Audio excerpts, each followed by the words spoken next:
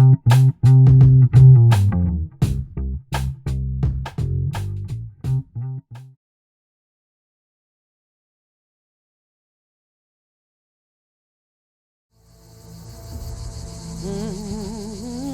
our gracious state of Georgia, our God-given land, the Lord has offered us domestic livestock.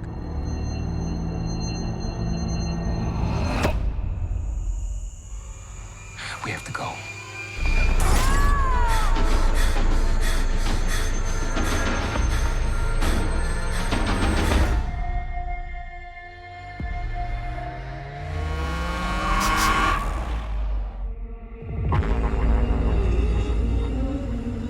You must have hit your head real hard. Do you know you're in Georgia? Do you know it's 1973? Well, I'm gonna need you to fill this out for me. I don't ride. I can help you. This is knowledge. We spent decades trying to make a change for the people. I know exactly who I am and where I came from. Who are you then? I'm free.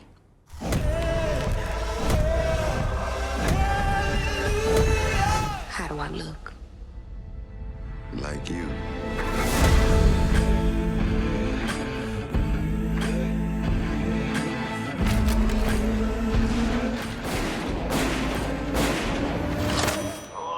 It's the woman you used to own. Alice? You watched us get tormented. It's my turn now. I'm going back. That's a death certificate. Doing the right thing is never wrong.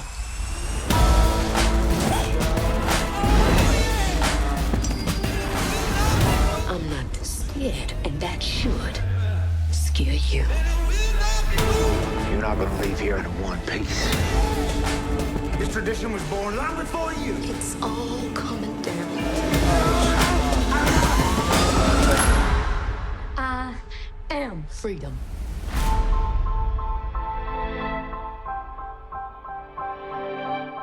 Hello. Hi. Hi. Nice to meet you, Krystin. Nice to meet you too. I like your carpet. Thank you. I'm in an office where I work, but it's not my office. I can't take credit for that. But I have a nice Asian, like kind of themed carpet at home, which is. Yeah, that looks Native American. Maybe maybe it's not. Yeah, maybe it is. You're right, actually, because of the symmetry. I don't know. It's not typical Native American either, though. I'm not sure this is. It could be like South American. Yeah, I dig it. And it digs you right back. How's it been? How's it been going? It's been going good. Yeah, you've been enjoying doing the press for the movie? That's a trick question. I'm kidding. Of course, it's good. Well, it depends how much pleasure you get talking about your movie. Like I genuinely enjoy it. Yeah, I do. Yeah.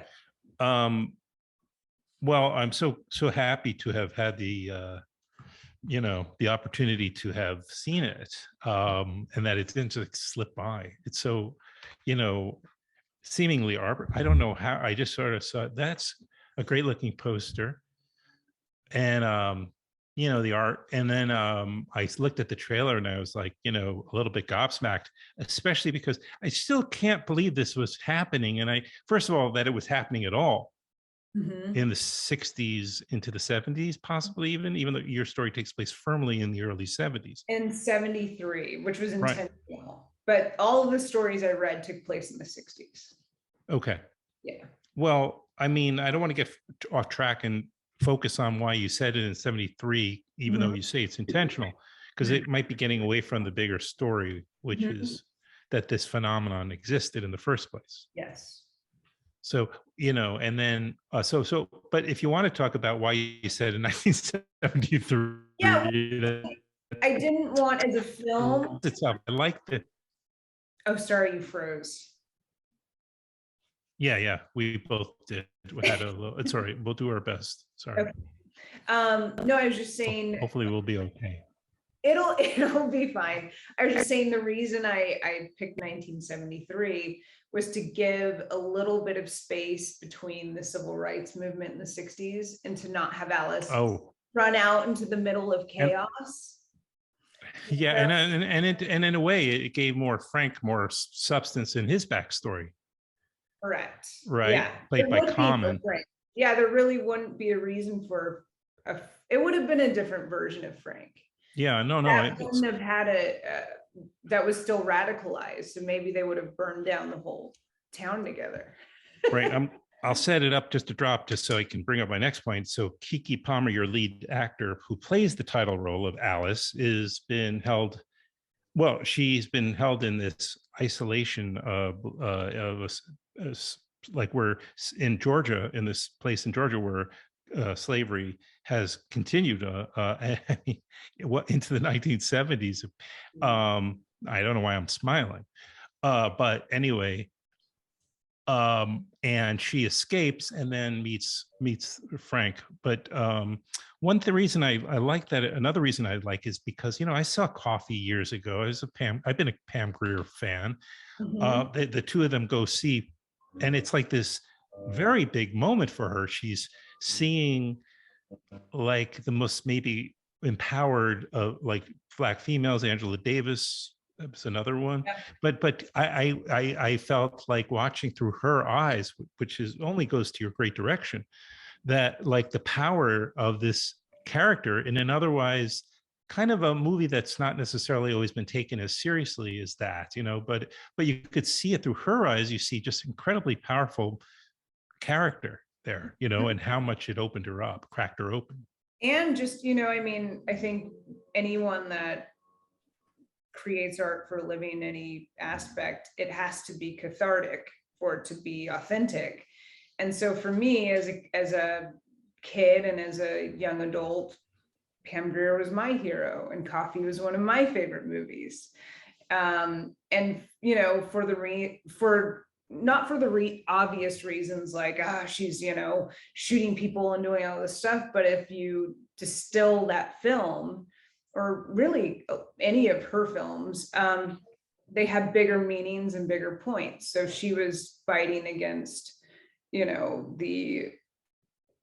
was fighting against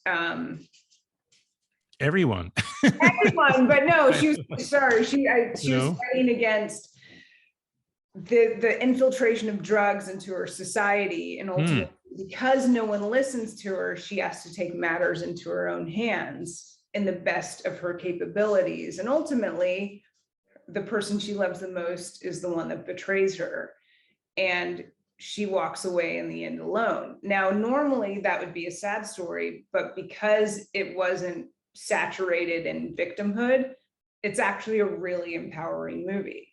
And in many ways, Alice's story mirrors that, not for drug abuse, but for the reasons that we could come away from this film feeling like, God, poor Alice, she was such a victim and all of these things happened to her. But ultimately, no, Alice found her voice. Alice found her empowerment and her self-love for her individuality.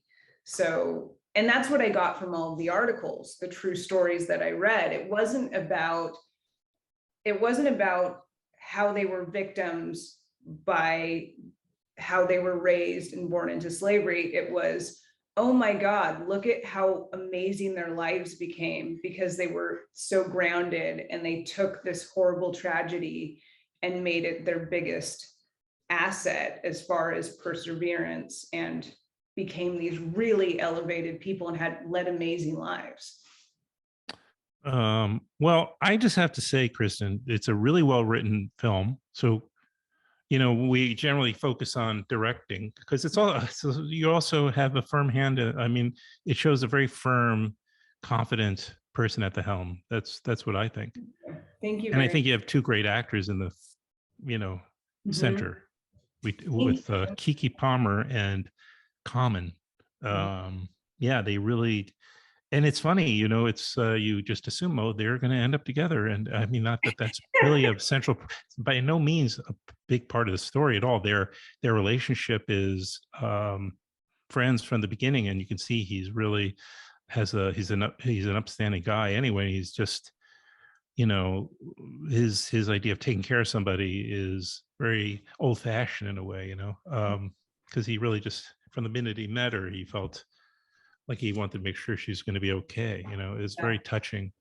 So yeah, I really felt like I was in good, capable hands. So good for you.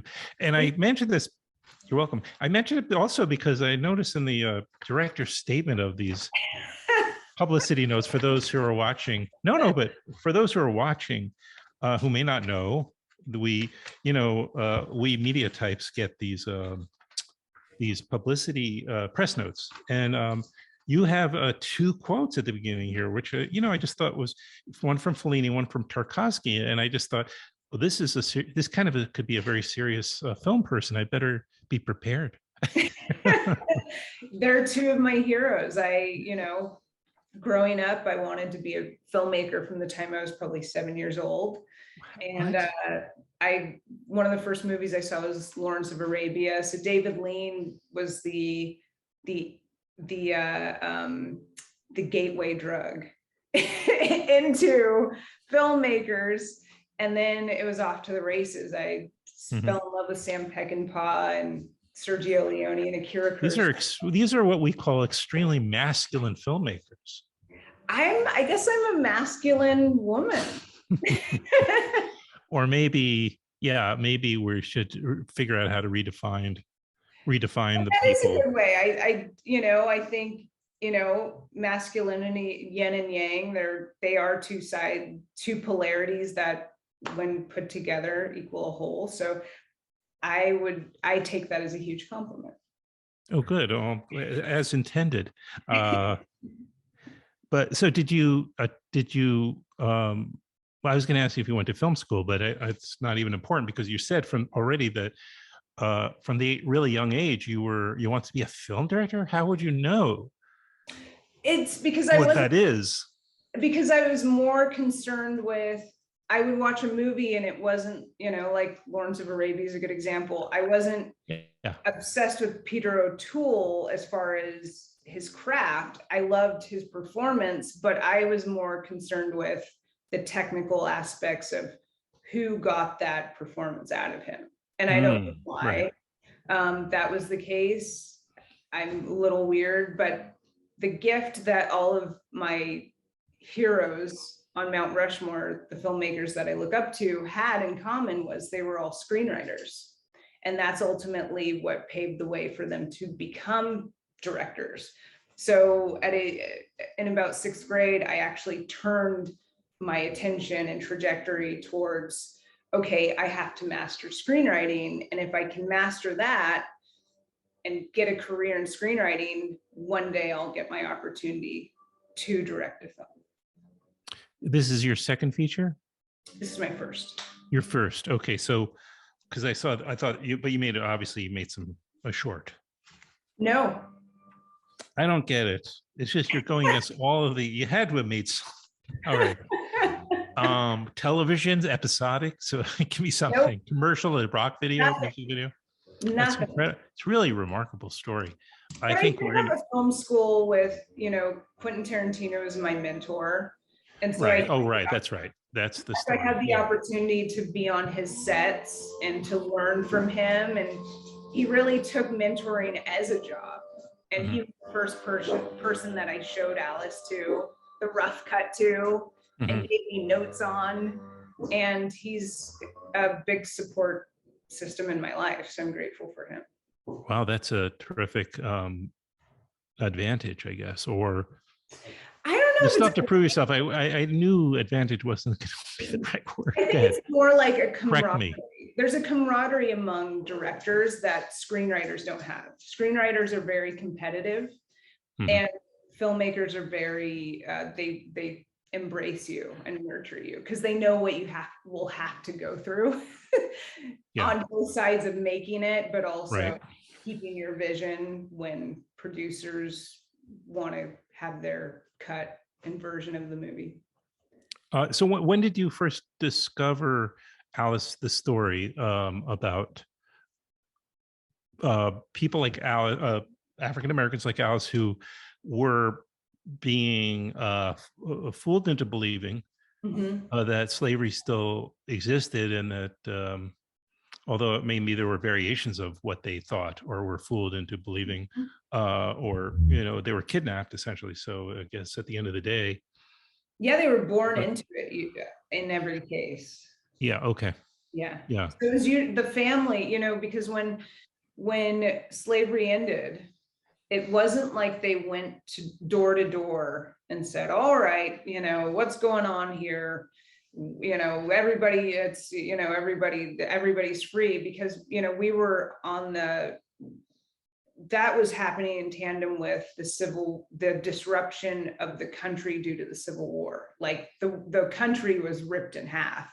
So that really wasn't a concern, but also these plantations, even the one we filmed on, you have to drive through into a rural part of areas of rural states and rural towns, only to go onto a dirt road for 10 miles onto a 700-acre plantation where no one's going to check on anyone. There's no reason to. And especially in the South, why would they tell on each other? So people were able to keep up traditions. And a lot of people, like the man in my movie, they were Christian Mennonites who were like Quakers in a sense and lived off of the land. So it was easy to get away with what they were doing, especially if you're justified in your convictions and you live in a area that's justified in their conviction. Right. And that's almost like, you're isolated just by the geography. Yes. Yeah. Right. Just, you don't even need gates or bars, in those cases. No, you just need the bar. Those are actually internal, right? Exactly. They've been brainwashed or taught from the beginning that those, fences and bars were there, regardless. Yeah, and think about it, 700 acres is a lot of land. And then to get off of that land onto a dirt road for 5 miles, right, that leads you to another. Possibly, right. Yeah. It's easy to get away with stuff when you're off the grid. Well, those scenes, and maybe this was where, like Quentin came in, but the early sequences of the film, the first third were so, they were very authentic and very well, it's like the contrast, I don't know, because it's in the trailer, I guess it's, there aren't too many spoilers, but, Yeah, and we set it up that way because ultimately this movie is about someone finding their voice. Yeah, not so much about this is a slave movie. Yeah, and that had to require. We're talking about Alice's journey after she enters the 1970s, the actual time, and that the movie takes place, and her transformation in the second or the last sections of the movie. And the pacing there is quite good because, you have to kind of believe in a space of an hour that she's going from a beaten down, person who's treated subhumanly to an empowered woman, so right, that had to be kind of tricky for you. Yeah. And, ultimately, there are different variations of the film, because there was a lot more going on in the plantation that we shot, there's a lot more to those characters that ultimately the decision was we wanted to get her out of that and focus on the 70s. So there was a balance of, okay, if we're pulling her out too soon, will people realize, was there enough there to make us want to go back, or is there, so there is a balance, but ultimately, right. Yeah. Ultimately, I think the most important thing was the moment where she realizes through the encyclopedias and all that stuff, pulling that. I knew if I could pull that off, then people would buy it. That's a good point. That was a right, because you could have gone on for like endlessly with her trying to figure out Yeah, the Alice. modern world shock and awe. That would have gone on for weeks. Yeah, she lived with Frank for 10 years before she realized. But yeah. So what you were referring to is the scene in Frank's apartment where she's staying, and just after the days after she's escaped and into the real world, and she discovers that slavery's been over for 100 years, legally speaking, and so that's like you're in her shoes in that moment, and it's just a terrifying kind of feeling of and she's a very good what's the word, vocal actor for those moments Oh yeah, she's forceful. Yeah. Or where did you find her, by the way? I mean, a casting agent, or no? Keke's someone that I loved. She was a child actor, and we're only a couple of years apart, so okay. I grew up watching her as a kid, and she was a kid, and then we both grew up, and she was making cool movies as an adult. And then when Alice came around, it was in tandem. When we were casting, it was in tandem with the George Floyd tragedy. And the person, every time I picked up my phone or turned on the TV, there was Keke Palmer on the front lines of a protest, giving speeches and doing marches. Wow. And it just felt like, well, there's Alice, like totally undeniably Alice. And then when I met her in person, we sat in a cafe in New York for 4 hours, and we opened up and became really vulnerable. And I realized that when she was growing up, she felt like she didn't have a voice. So I found both sides of Alice, the empowered one, and then she has it inside of her to channel the emotions of feeling not being heard. So she was the only person I really ever wanted. She's dynamite. Seriously, terrific actor. I really look forward to following her career as well as yours. Talking to Krystin Linden, and the name of the movie is Alice, and it opens in theaters on March 18th. Perfect, because I'll be posting this conversation on March 18th, and people can go see it. So thank you for making the time. This is delightful meeting you. You're a great filmmaker in the making. For a first feature, folks, this is really quite impressive, I have to say. Well, thank you very much. My pleasure. Anytime. Come back on in the future. Let's do it again. I will. I'd love that. All right. All right. Have a good day. You too. Enjoy the rest of your day.